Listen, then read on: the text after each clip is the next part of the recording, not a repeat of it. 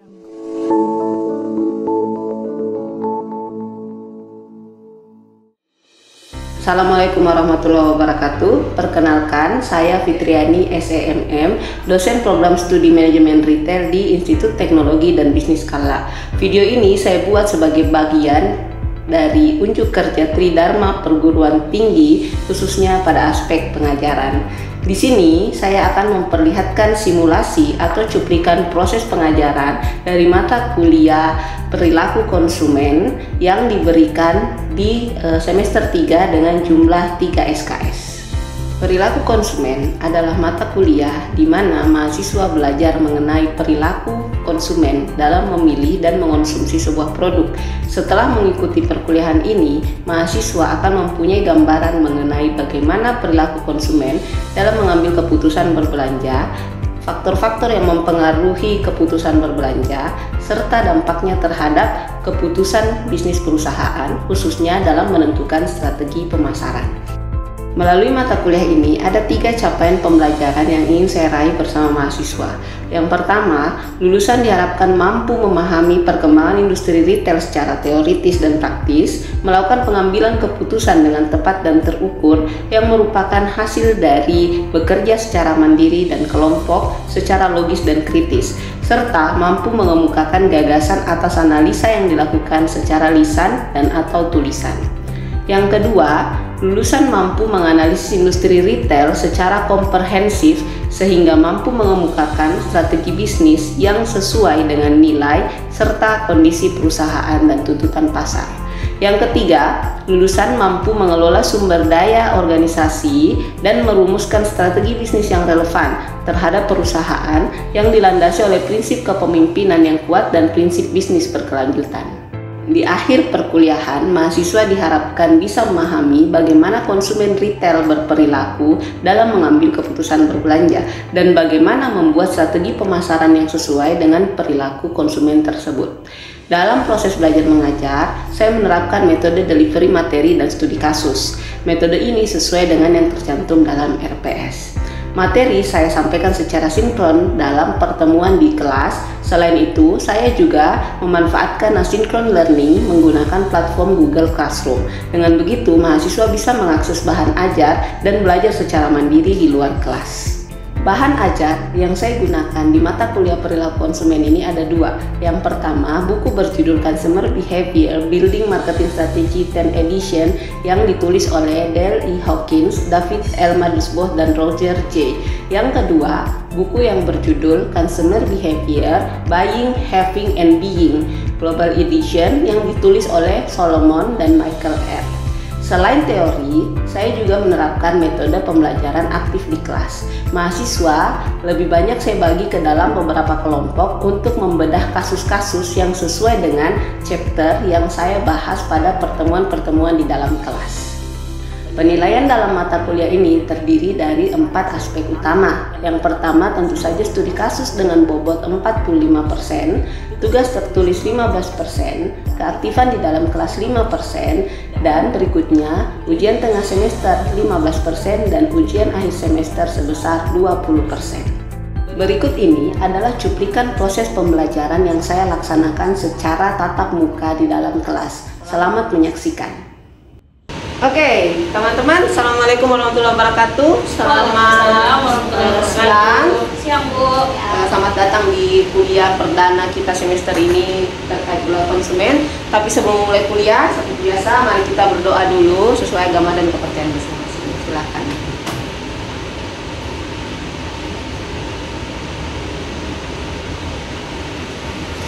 Oke, nah terkait perilaku konsumen, ya kita akan belajar perilaku konsumen. Apa-apa aja sih yang akan kita pelajari di mata kuliah hari ini? Yang pertama, kita akan pelajari tentang apa itu definisi dari perilaku konsumen. Yang kedua, pentingnya memahami perilaku konsumen. Yang berikutnya, di mana saja hasil-hasil penelitian perilaku konsumen ini bisa dipakai, pengaplikasiannya seperti apa. Dan yang terakhir, apa hubungan antara strategi pemasaran dengan perilaku konsumen. Nah, di akhir kuliah nanti teman-teman diharapkan sudah bisa memahami definisi perilaku konsumen dari berbagai sudut pandang ahli. Kemudian bagaimana teman-teman juga bisa mengetahui pentingnya untuk apa sih kita belajar perilaku konsumen ini. Kemudian yang ketiga, mengidentifikasi jenis-jenis pengaplikasian perilaku konsumen, dan yang terakhir teman-teman bisa mengidentifikasi strategi-strategi pemasaran apa saja yang bisa dibuat berdasarkan perilaku konsumen. Seperti itu. Baik, saya langsung ke slide yang pertama. Nah, di bagian pertama, memahami perilaku konsumen, pasti kita perlu mendefinisikan dulu ini apa itu perilaku konsumen. Atau ada dari kalian yang sudah pernah baca, pernah dengar, atau punya pemahaman atau definisi menurut kalian bagaimana sih itu perilaku konsumen? Saya, Bu. Oke, silakan Cherry. Oke, jadi kalau untuk perilaku konsumen ini ya Bu, sepemahaman saya adalah perilaku konsumen ini adalah bagaimana cara konsumen atau individu itu baik dalam memilih, membeli, menggunakan atau bahkan melihat dan mengevaluasi produk dan jasa yang akan mereka gunakan dan butuhkan, seperti itu. Oke, mantap, bagus sekali Cherry definisinya terkait perilaku konsumen. Jadi kalau berdasarkan buku referensi yang kita pakai di RTS yang sudah saya kirimkan ke Classroom, perilaku konsumen ini adalah studi tentang individu. Bagaimana kita memahami individu itu, kelompok atau organisasi, dan proses-proses yang mereka lalui sebelum mereka mengambil keputusan untuk membeli sebuah produk. Kita kan retail ya, manajemen retail, bagaimana memasarkan. Jadi kita perlu memahami bagaimana caranya supaya konsumen ini mau membeli produk yang kita punya.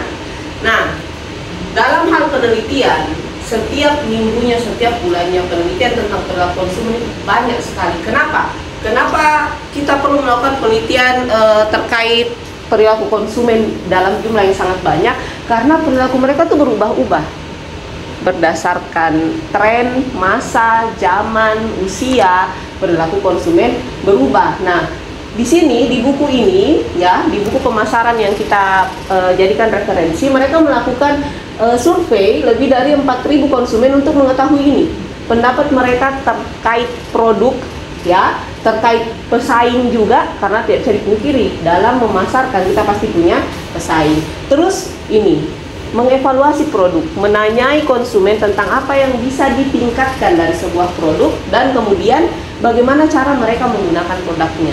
Apakah mereka memakainya setiap hari atau menggantinya setiap 1 bulan sekali dan sebagainya. Di perilaku konsumen kita juga perlu memahami ini.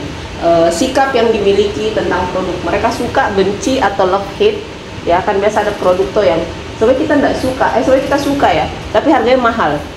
Jadi kayak mau beli tuh mikir-mikir. Nah, itu love hate ya. Kemudian ini apa yang mereka rasakan tentang peran mereka dalam keluarga. Misalnya kayak teman-teman, odol yang kalian pakai di rumah apa?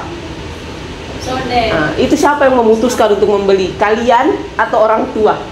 Nah, orang tua nanti mereka di sini. Peran seseorang individu dalam keluarga itu bisa menjadi salah satu faktor penentu seseorang memilih sebuah produk. Dan yang terakhir ini, harapan dan impian mereka terkait produk tersebut dan perannya dalam keluarga. Next slide. Kita bahas kenapa kita perlu memahami perilaku konsumen. Kenapa penting memahami perilaku konsumen. Nah, karena ini, kita lihat yang merah ini sudah saya bold ya. Semua keputusan dan peraturan pemasaran, kita sebagai orang retail itu perlu mengatur strategi pemasaran. Cara mengetahuinya itu didasarkan pada apa ini? Pengetahuan kita tentang perilaku konsumen. Bagaimana kita mau bikin strategi pemasaran kalau kita nggak tahu perilakunya konsumen?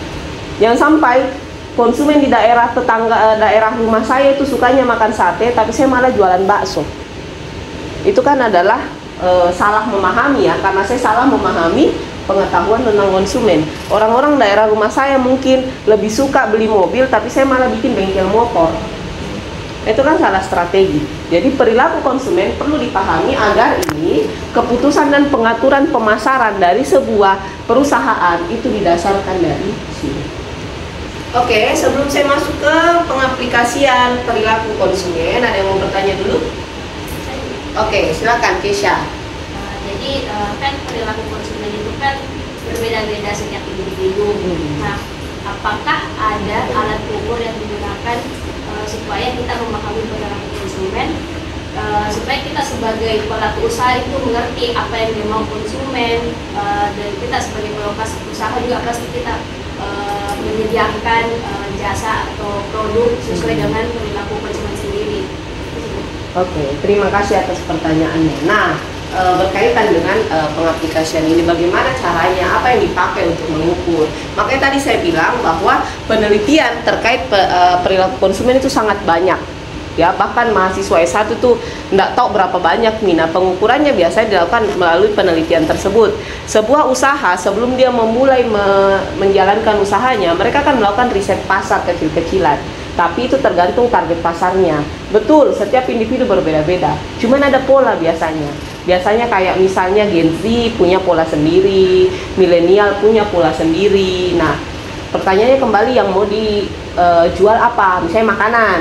Nah, kalau milenial mungkin berdasarkan beberapa penelitian mereka lebih suka makanan seperti apa. Itu semua berdasarkan penelitian yang pada umumnya bersifat kuantitatif, ada juga yang kualitatif yang mereka melakukan wawancara, ada yang melakukan pengukuran menggunakan alat-alat analisis yang ada seperti SPSS dan sebagainya. Jadi memang perlu penelitian yang lebih dalam, perlu observasi yang lebih dalam sebelum sebuah usaha memulai usahanya, seperti itu. Jadi ya ada pola-pola tertentu. Di chapter berikutnya kita akan mempelajari juga faktor-faktor apa yang akan mempengaruhi perilaku konsumen. Nah, jadi ada memang yang namanya faktor teman sejawat atau peer. Nah, itu yang kayak Gen Z, milenial itu kan teman seumuran. Ada juga yang dipengaruhi karena faktor budaya. Yang kayak misalnya orang Makassar tuh suka makanan pedis, atau orang Jawa yang suka makanan manis. Nah, itu ada faktor budaya. Ada juga faktor geografis, tempat tinggal. Orang yang tinggal di negara 4 musim itu biasa cenderung berbeda makanannya dengan kita yang di 2 musim. Jadi ada banyak faktor dan itu akan kita bahas di chapter selanjutnya. Nanti boleh nanya lagi di chapter selanjutnya. Nanti kita akan bahas kasus juga di sana. Kasus-kasus misalnya kalau orang Batak, orang Makassar sama enggak sih perilakunya kayak begitu. Oke, ada lagi yang mau bertanya setelah Kesha? Alwin mungkin?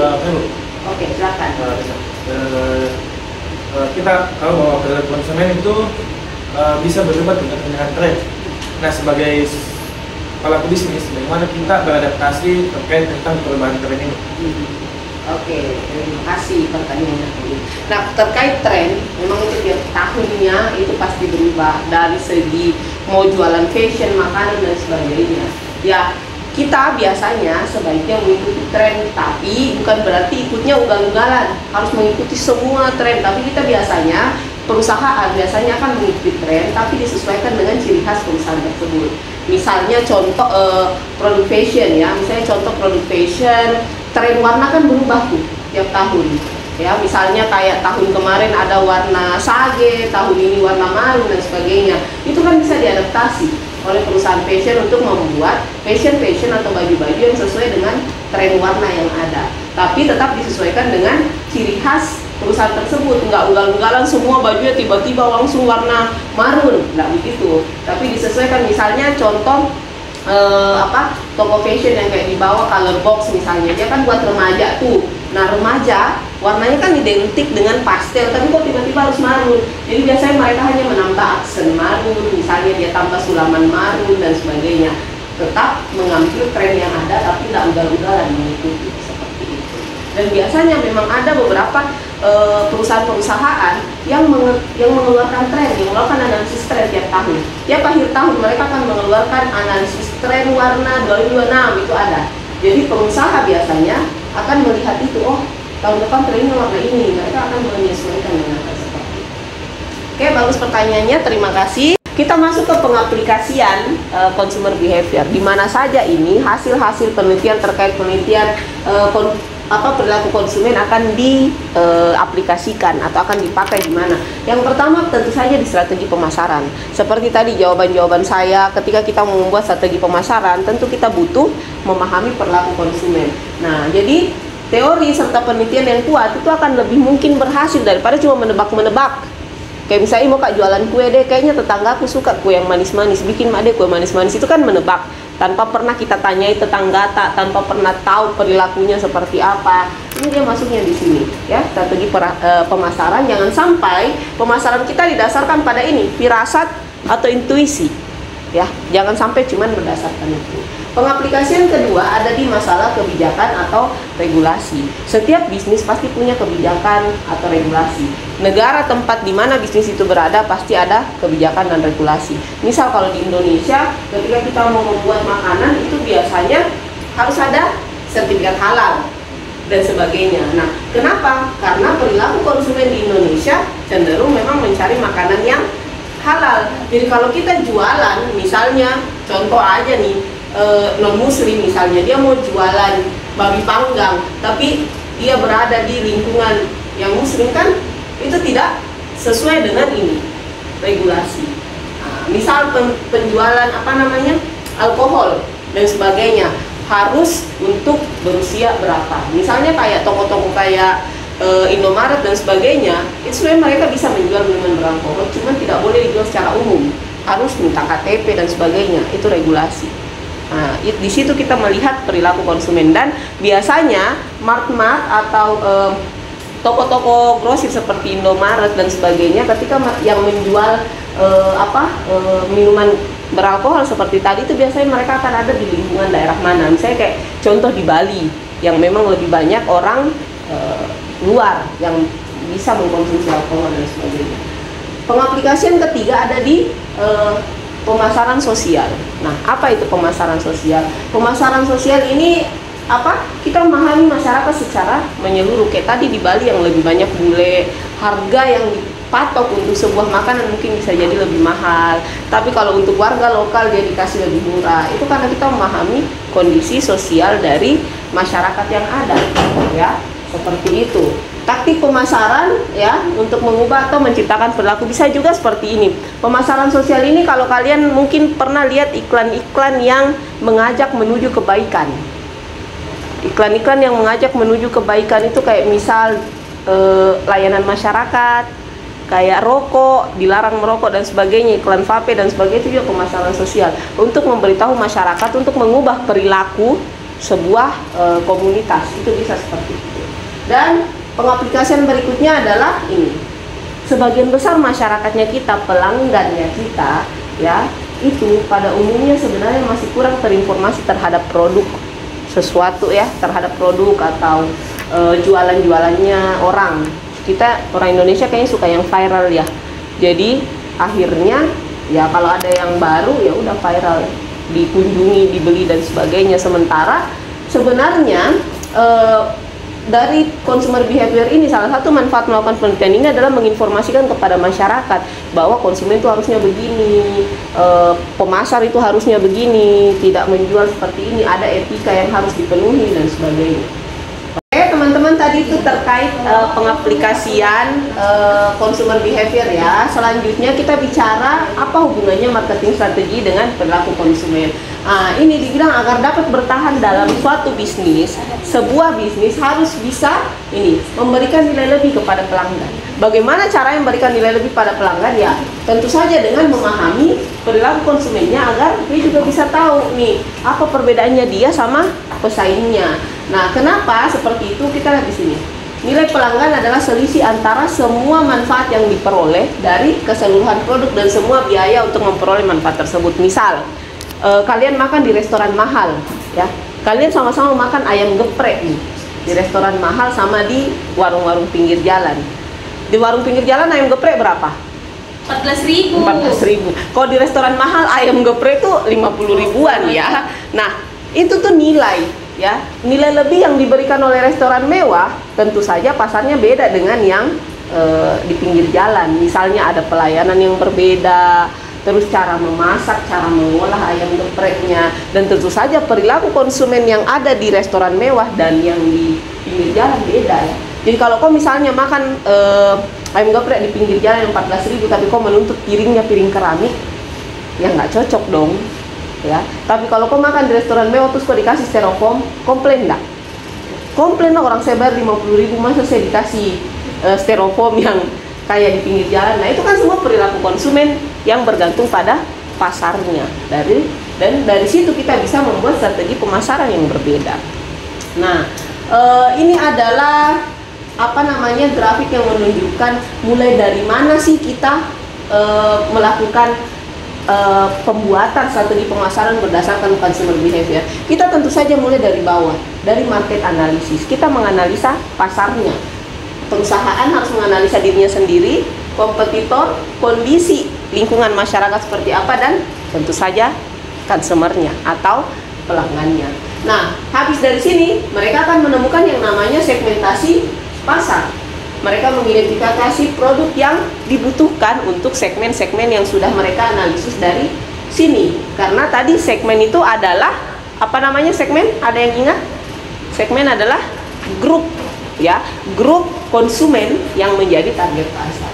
Dari market segmentation kita bisa menghasilkan strategi apa aja, strategi dalam hal produknya, tampilannya misalnya, harganya, kayak tadi ayam geprek tapi dia versi premium.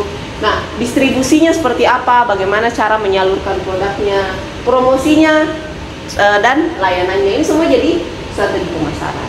Dari sini ini akan mempengaruhi ini proses pengambilan keputusan dari pelanggan. Nah, di sini apa aja? Jadi pelanggan akan memahami mau makan ayam geprek tapi yang premium, itu masuk di problem recognition. Kemudian dia mulai cari di Google Maps atau Instagram, di mana sih ayam geprek premium muncul. Nah, kemudian saya ada 3 yang muncul, mereka akan melakukan evaluasi yang mana nih yang banyak reviewnya, yang bagus reviewnya, yang enak. Nah, dari situ barulah mereka akan purchase, membeli, kemudian memakan, ya. Kemudian pasti dikasih evaluasi. Misalnya saya beli di restoran A, enak tahu, worth it dengan harga 50.000. Tapi kalau misalnya tidak enak, itu akan masuk ke sini dan outcomes-nya akan masuk ke sini. Ada outcomes individual. Kalau individual ya cuma saya aja yang merasa itu enak. Tapi kalau sudah masuk ke society, saya ceritakan ke teman-temanku, di restoran A enak loh, harganya juga worth, ayamnya besar.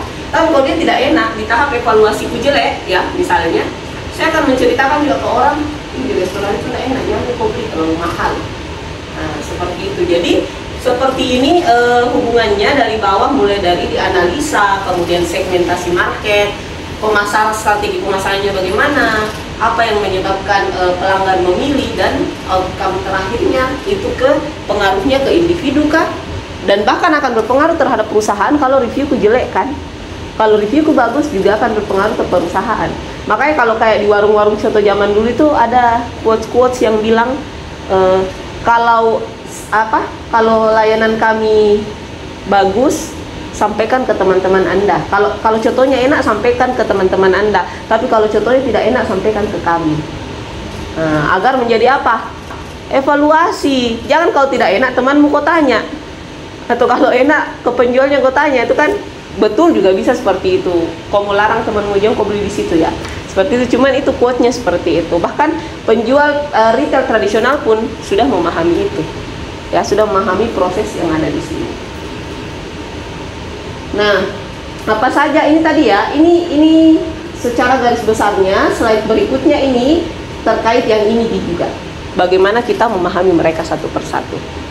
Oke, nanti bisa dibaca lagi juga bukunya untuk lebih lanjutnya seperti apa, atau boleh bertanya kalau ada yang kurang jelas. Oke, itu tadi apa yang bisa kita pelajari dari perilaku konsumen pertemuan pertama ini. Sebelum saya masuk ke tugas, ada yang mau bertanya lagi dulu? Oke, Rangga silakan. Kalau saya dari contoh kasus itu, misalkan ada sebuah brand mewah, Bu. Nah, bagaimana caranya untuk segmenting pasarnya untuk kelas atas tanpa kayak membandingkan dengan kelas bawah? Oke. Bagaimana menentukan pasarnya? Ya, kalau kayak begitu tentu saja kalau dia brand besar, mereka biasanya akan melakukan analisis marketnya. Penelitiannya itu mereka akan menggandeng peneliti-peneliti khusus untuk memahami konsumennya maunya seperti apa. Yang kayak biasanya ya, kalau brand-brand besar itu mereka bahkan punya kayak, kalau misal contoh kayak Grab itu kan ada survei yang bisa diisi, itu kan mereka menggandeng institusi lain untuk melakukan penelitian. Nah, itu penelitiannya biasanya dibuat anonimus. Tidak ditahu itu penelitian punyanya Hermes, tidak ditahu itu penelitian punyanya Gucci, enggak. Mereka akan membuatnya anonimus sehingga mereka akan bebas nilai, tidak ketahuan kan, walaupun isinya itu mau tidak mau, bukan, mereka tidak akan membandingkan konsumen dari yang rendah ke kelas atas ya, enggak, tapi paling pertanyaannya tuh itemnya kayak misalnya berapa uang yang rela kamu keluarkan untuk membeli sebuah tas mewah, biasanya pertanyaan seperti itu, atau berapa kali kamu membeli tas mewah dalam 1 tahun. Itu kan akan memperlihatkan segmen orang-orang yang diteliti, umur sekian, tinggalnya di mana, penghasilannya berapa, itu akan membeli tas berapa kali sebulan, setahun, seperti itu. Jadi memang penelitian mereka akan lebih terstruktur karena mereka memang menggandeng institusi yang khusus melakukan penelitian market analisis seperti itu. Jadi ada banyak kok di dunia ini sebenarnya agensi-agensi yang menyediakan itu, layanan konsultasi pemasaran, layanan survei pemasaran itu ada. Oke, pertanyaan yang bagus, Aga, terima kasih. Kemudian sebelum masuk ke tugas, ada yang mau menyimpulkan hari ini apa yang kita pelajari? Oke, silakan Fauzan. Ya, kita sudah mempelajari hari ini soal consumer behavior. Consumer behavior itu adalah bagaimana kita mempelajari, memahami konsumen dalam membeli produk misalnya. Nah, kita belajar pengaplikasiannya atau application of consumer behavior ada 4. Yang pertama ada strategi pemasaran, kedua itu adalah kebijakan regulasi, kemudian yang ketiga ada pemasaran sosial, kemudian yang terakhir itu adalah individu yang terinformasi. Dan yang terakhir itu juga belajar soal bagaimana tahapan kita membuat strategi dari marketing strateginya. Ada 5. Yang pertama kita harus menganalisis market kita. Kemudian setelah kita menganalisis market kita segmentasikan segmen mana yang kita ingin capai misalnya. Setelah itu baru kita akan membuat marketing strategi. Setelah marketing strategi baru tuh akan ada consumer decision proses. Setelah dari consumer decision proses kita akan mendapatkan outcomes. Seperti itu sih. Oke, terima kasih kesimpulannya Fauzan. Baik, tugas hari ini ya. Jadi tugas pertama di semester ini ya, bagaimana kita memahami perilaku konsumen lewat artikel penelitian. Tadi kan saya bilang nih, penelitian terkait perilaku konsumen itu banyak banget ya. Jadi silakan teman-teman cari 1-3 artikel terkait perilaku konsumen Gen Z di Indonesia. Sekarang kan teman-teman ini Gen Z ya, atau ada yang tidak Gen Z di sini? Gen Z ya. Jadi carilah artikel penelitian jurnal terkait bagaimana perilaku konsumen Gen Z di Indonesia, dan coba dari 2 atau 3 artikel itu teman-teman temukan polanya, pola perilaku konsumen Gen Z, dan paparkan dalam bentuk PowerPoint 5-7 slide saja, Anda usah tahu banyak. Dari sini teman-teman, tugas ini akan membuat Anda memahami sedikit, mendapatkan gambaran tentang bagaimana sih pola perilaku anak-anak Gen Z, apa relate atau tidak sama kalian. Misalnya Gen Z lebih suka apakah proses belanjanya cepat, lebih suka barang mahal atau lebih suka barang viral. Itu nanti akan bisa teman-teman dapatkan dari tugas tersebut. Dan tentu saja jangan lupa sertakan referensi artikel, penulisnya siapa, tahun berapa dia terbit ya, dan apa judulnya tentu saja ya. Nah, kalau bisa sih artikelnya coba cari jangan yang terlalu tua, carinya yang agak baru, 5 tahun terakhir. 5 tahun terakhir. Berarti sampai 2020 ya, 2020 atau 2019 boleh, 2019 sampai 2024 artikelnya. Jadi kan terupdate. Kalau kita dapat artikelnya yang terlalu tua, nanti lewat nih, hilang nih, berubah nih tren, ya kan? Seperti yang tadi, perilaku konsumen trennya cepat berubah. Oke, demikian kelas kita hari ini. Terima kasih sudah bergabung dan aktif dalam pembelajaran hari ini. Sampai jumpa di pekan berikutnya. Di chapter 2 kita akan banyak membahas tentang pengaruh-pengaruh atau faktor-faktor yang mempengaruhi perilaku konsumen. Terima kasih. Mari kita tutup kelas hari ini dengan membaca doa.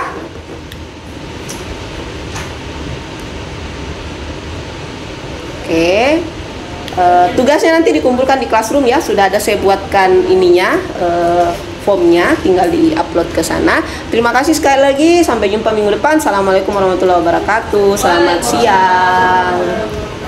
Demikian gambaran singkat proses pengajaran saya di mata kuliah perilaku konsumen. Semoga video ini bisa memberikan gambaran tentang kinerja pengajaran saya, terutama di program studi S1 Manajemen Retail Institut Teknologi dan Bisnis Skala. Saya ucapkan terima kasih kepada seluruh tim penilai dan juga kepada panitia Smart Dosen tahun 2025. Terima kasih juga saya sampaikan kepada Direktorat Jenderal Pendidikan Tinggi, Kementerian Pendidikan Tinggi, Sains dan Teknologi. Tidak lupa, terima kasih saya sampaikan kepada Institut Teknologi dan Bisnis Skala. Terima kasih kepada rekan-rekan dosen serta seluruh mahasiswa yang telah berkontribusi. Mohon maaf apabila ada kekurangan dari saya. Assalamualaikum warahmatullahi wabarakatuh.